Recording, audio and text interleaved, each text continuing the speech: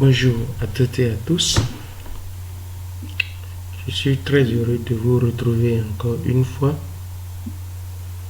pour traiter de la notion de la constante de tantôt d'un circuit RL série. Nous avons déjà réalisé une vidéo sur la constante de tantôt du circuit RL lors de l'établissement du courant électrique. Donc, cette vidéo, la présente vidéo, est la deuxième partie de ce nouveau chapitre consacré à la constante de tantôt du circuit, en l'occurrence sa détermination graphique lors de la rupture du courant dans un circuit RL. Alors, nous sommes bel et bien dans la série concernant le phénomène d'auto-induction électromagnétique. Sans plus tarder, nous allons commencer. Alors, nous avons déjà établi cette formule qui n'est rien d'autre que l'intensité du courant lors de la rupture du courant dans le circuit RL série. Alors, si vous n'avez pas suivi la vidéo sur l'établissement du courant et sur la rupture du courant dans un circuit RL série, je vous invite humblement à visualiser ces vidéos avant de poursuivre la présente vidéo. Donc cette expression de l'intensité du courant lors de la rupture du courant est bel et bien établie dans nos précédentes vidéos. Alors, si nous avons l'expression de l'intensité du courant lors de la rupture dans un circuit RL série qui est égal à grand I exponentielle montée sur taux, nous pouvons déjà déterminer ou bien tracer à l'aide de l'application GeoGebra par exemple l'allure de la courbe de la rupture du courant dans le circuit RL série. Alors, il s'agit bel et bien de la rupture du courant. Donc, préalablement, le courant qui circule dans le circuit avait une valeur bien déterminée, peut-être la valeur en régime permanent lorsque le courant s'est établi dans le circuit. Alors, on considère à t égale à 0 l'instant auquel on ouvre le circuit pour décider de la rupture du courant dans le circuit. Donc, préalablement, dans le circuit, il avait une intensité maximale du courant grand I. Alors, pour chercher ce grand I, il suffit juste de repérer la valeur de l'intensité du courant à t égale à 0. Donc, nous voyons là maintenant qu'à t égale à 0, l'intensité du courant vaut 5 ampères.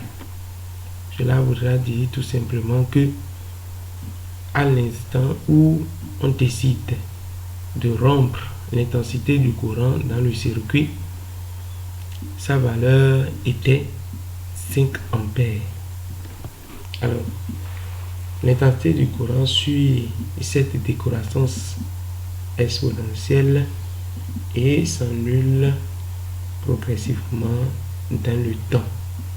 Donc, ici maintenant, à t égale à infini, l'intensité du courant vaut bel et bien 0 ampère. Donc, dans ce cas, le régime permanent serait bel et bien le régime dans lequel l'intensité du courant est nulle. Parce que c'est la valeur de l'intensité du courant à T égale à infini. Alors, ceci étant, nous allons, comme je vous l'ai dit tout à l'heure, procéder à la détermination graphique de la constante de temps tau dans un circuit RL série lors de la rupture. Donc, à l'instant t égale à 0, où on décide de la rupture du courant dans un tel circuit, l'intensité du courant vaut I égale à 5 ampères. Donc, on pouvait se poser la même question, c'est-à-dire que vaut l'intensité du courant, d'accord, que vaut l'intensité du courant à la rupture si le paramètre petit t vaut la constante de temps tau. Autrement dit, si le temps petit t est égal à la constante de temps tau, quelle serait la valeur de l'intensité du courant? Donc, cette question nous amène à poser petit t égale à tau et à le remplacer dans l'expression de l'intensité. Donc, on aura intensité à t égale à tau qui serait égal à quoi? Grand T exponentielle moins tau sur tau. Alors, nous avons bel et bien remplacé l'intensité, le petit t par tau. Bien, si nous remplaçons le petit t par tau, nous avons l'intensité du courant à t égale à tau. Donc, nous pouvons simplifier déjà les constantes de temps tau et obtenir I de tau qui serait égal à grand T exponentielle moins 1.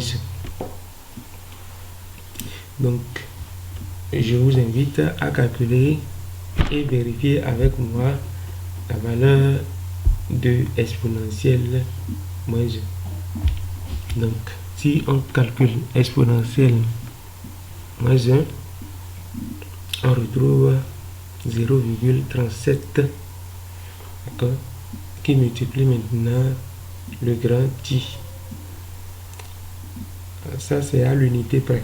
Maintenant, si nous pouvons écrire cette expression en pourcentage, là, nous allons écrire tout simplement que l'intensité du courant à T égale à tau égale à 37%, d'accord, de l'intensité lorsqu'on décide, lorsqu'on décide de la rupture du courant dans un tel circuit. Alors, nous pouvons déjà donner une définition par rapport à la constante de temps dans le circuit RL lors de la rupture du courant, d'accord, dans le circuit. Alors, la constante de temps est ainsi le temps auquel l'intensité du courant prend 37% de sa valeur maximale lors de la rupture du courant électrique en régime permanent. Cela voudra dire quoi? En français simple, à t égale à 0, l'intensité du courant a une valeur donnée. Dans le cas présent, l'intensité du courant vaut 5 ampères. Donc, nous allons chercher juste 37% de cette valeur. 37% de 5 ampères. Et puis maintenant, faire sa projection sur l'axe des temps pour repérer la constante de temps dans un tel circuit. Et bel et bien lors de la rupture du courant. Donc, si nous calculons 37% de 5 ampères, d'accord, nous constatons que ça donne 1,85 ampères. Donc, je repère les 1,85 ampères. Donc, c'est bel et bien la valeur qu'on est en train de repérer sur l'axe des intensités. Après, je vais maintenant faire la projection sur l'axe des temps et retrouver encore une fois taux égal à 0,5 secondes. Taux égal à 0,5 secondes. Une première méthode de détermination graphique. Voilà une première méthode de détermination graphique de la contre-temps dans un circuit RL serré lors de la rupture.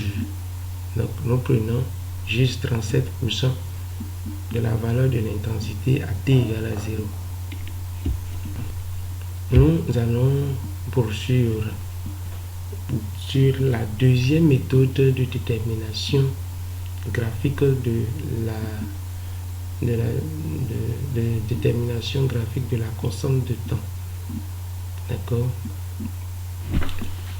Donc, la deuxième méthode nous demande de démontrer que l'asymptote de la courbe de la rupture du courant en régime permanent et la tangente à l'origine de la courbe se coupent en un point P dont l'abscisse est la constante de temps.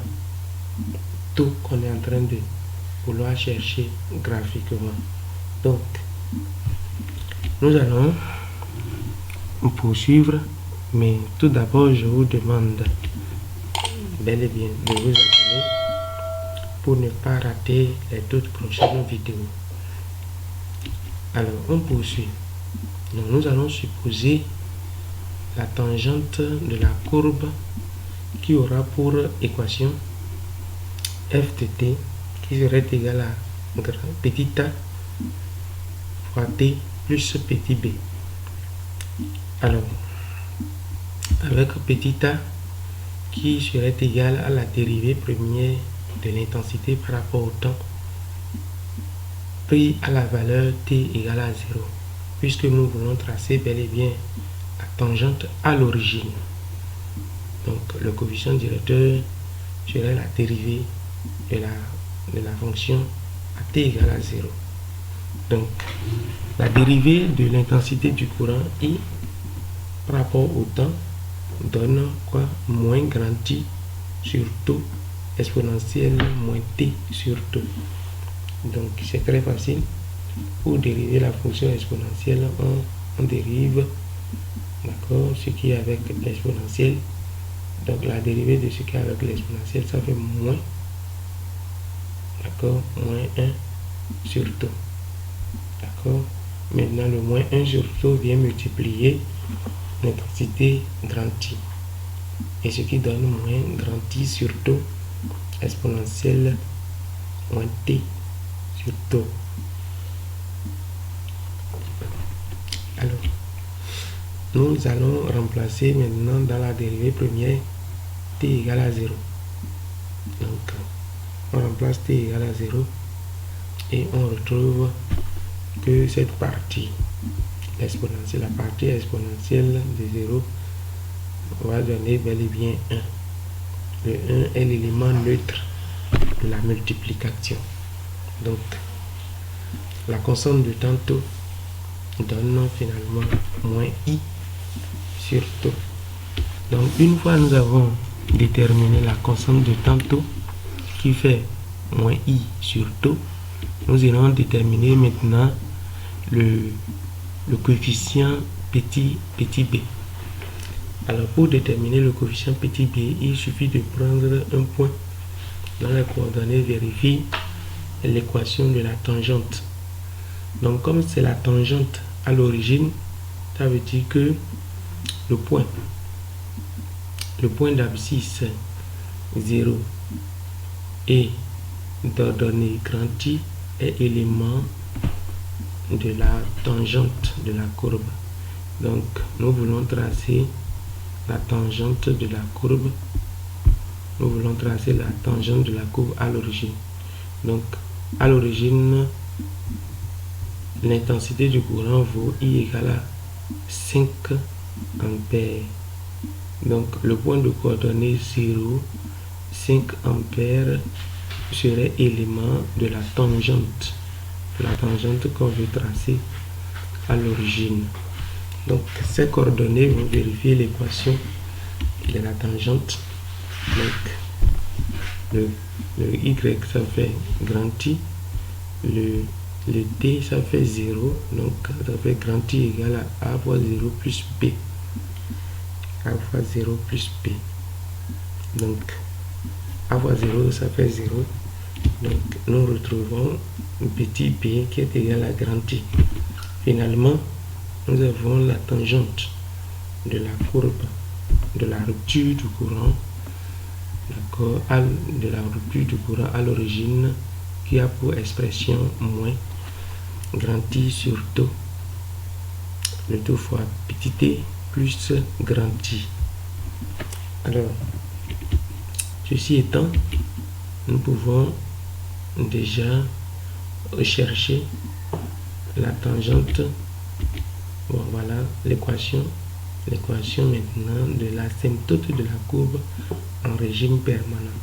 Donc, je rappelle une fois encore que le régime permanent, c'est la valeur, le régime permanent correspond à la valeur prise par l'intensité du courant à t égale à infini. Donc, à t infini, ici maintenant, on retrouve la valeur de l'intensité du courant qui vaut 0. Donc, à l'infini, l'intensité du courant s'annule dans le circuit. Donc, l'asymptote de la courbe en régime permanent aura bel et bien pour équation A égale à G de t qui serait égal à 0. Donc, nous voulons démontrer que l'asymptote de la courbe de rupture du courant en régime permanent et la tangente à l'origine de la courbe se coupe en un point P dont l'abscisse est la constante de temps. Donc, il suffit de poser l'égalité entre les deux équations et nous retrouvons moins grand I sur taux petit t, d'accord, du point d'intersection P plus grand I égale à 0. Donc nous pouvons maintenant tirer le temps t pour le point d'intersection, le point de rencontre des deux droites, c'est-à-dire la tangente à l'origine et l'asymptote, qui serait égal à taux.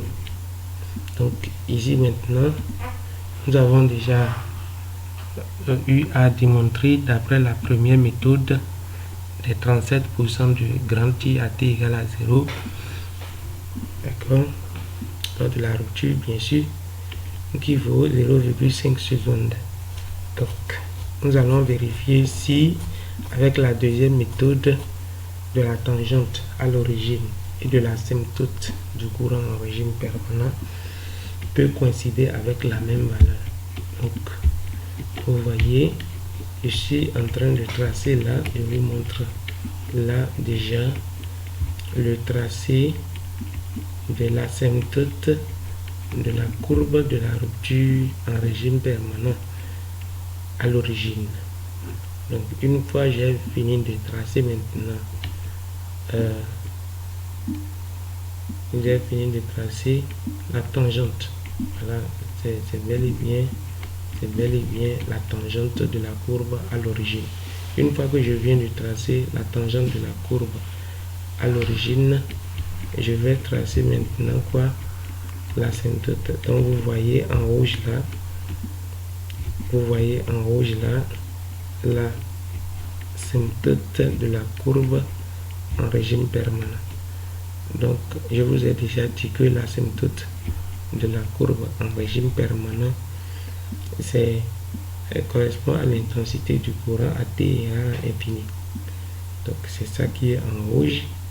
Donc on voit que l'intensité du courant, d'accord, on voit que l'asymptote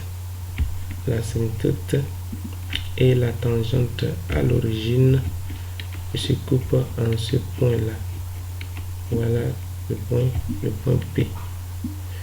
Donc, on constate réellement que l'abscisse de ce point P correspond exactement, d'accord, à la constante de tantôt dans le circuit. Donc l'abscisse de ce point P est d'office et directement la constante de tantôt du circuit RL lors de la rupture du courant. D'accord.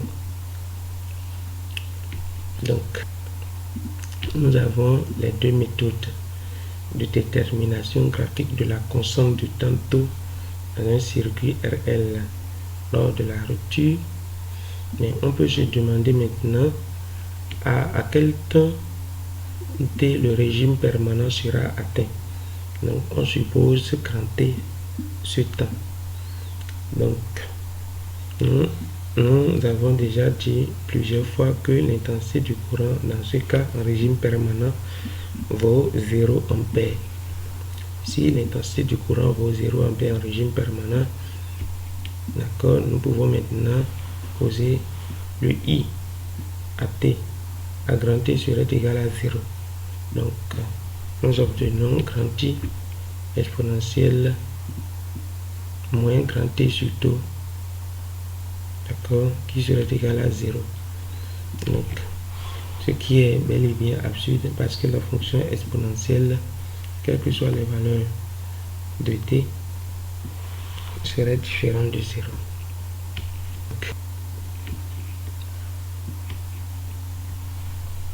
Nous allons procéder maintenant par la méthode de tâtonnement. Donc,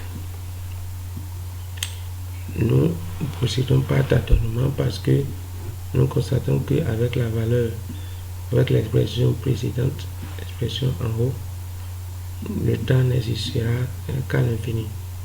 Donc, procédons par tâtonnement et prenons grand T égale à 5 tau. Si nous prenons grand T égale à 5 tau, nous remplaçons grand T par 5 tau. Les taux vont se simplifier et nous aurons exponentielle moins 5. Donc, tout calcul bien fait donne 0,006 grand I. Donc, 0,006, c'est sensiblement égal à quoi? Sensiblement égal à 0. Donc, nous pouvons dire, d'accord, ça fait 0,6%. Ça n'atteint même pas encore 1%. D'accord, donc nous constatons effectivement que à partir de T égale à 5 tau, 5 tau ici maintenant ça va faire 5 fois 0,5. Nous constatons effectivement que les valeurs des intensités du courant est très proche de 0. Est très proche de 0. Donc, nous pouvons dire tout simplement que le régime permanent sera atteint si et seulement si le temps grand T vaut 5 tau. Donc, pour faire le récapitulatif, nous avons traité dans cette vidéo la détermination graphique de la constante de temps tau dans un circuit RL série lors de la rupture du courant. Donc nous avons constaté que lors de la rupture du courant, l'intensité du courant, d'accord, est à 37% de sa valeur à T égale à 0, d'accord, si le petit t vaut tau. Nous avons constaté également que l'asymptote de la courbe à l'origine, l'asymptote, autant pour moi, nous avons constaté également que la tangente de la courbe à l'origine et l'asymptote de la courbe en régime permanent se coupent en un point P, dont l'abscisse de ce point P donne directement la constante de temps tau. Nous avons également conclu que si le temps t prend 5 fois la valeur de la constante de temps tau, nous passons d'office dans le régime permanent. Donc, je vous remercie pour votre aimable attention. Et si vous n'êtes pas encore abonné à notre chaîne, c'est le moment de vous abonner pour ne pas rater les prochaines vidéos. Nous vous remercions pour votre aimable attention.